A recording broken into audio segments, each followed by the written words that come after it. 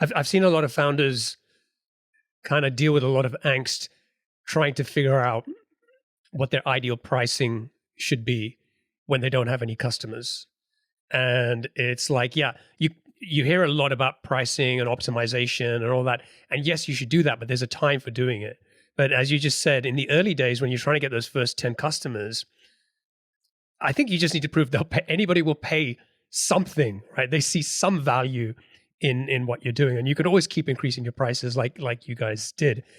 I'm curious, like, you took this approach to say, we're going to go out and talk to customers first. I didn't do this the last time around, and we're going to learn from that mistake.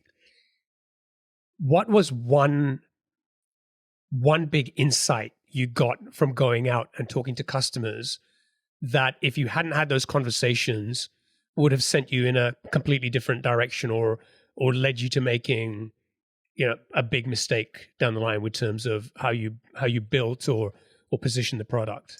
Yeah, well, I would say that process shapes our entire product strategy in Paragon as it is today. So like I said, we started with actually a fairly different product, still a developer tool. But through this process of talking to customers, selling first, and customer discovery, we iterated on our product many, many times to reach the point that it is now.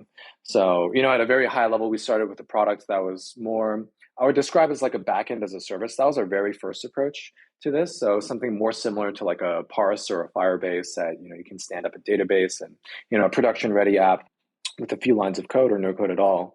And, through that process, we found that wasn't actually what people wanted, or it solved some problem in the market, but it really wasn't big enough where, people were willing to pay that much, or there was going to be a big enough market for this to be really exciting, So we took that idea and like, okay, what are parts of this that we can shave off, or, how can we iterate based on what we've learned from the market?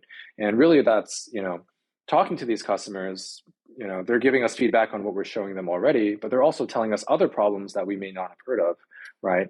And so, in that process, people, bringing up integrations, right? And like, I need to build these integrations, and that's one of the pain points that I have. I don't want to spend 6 months building this integration every time my customer asks for one.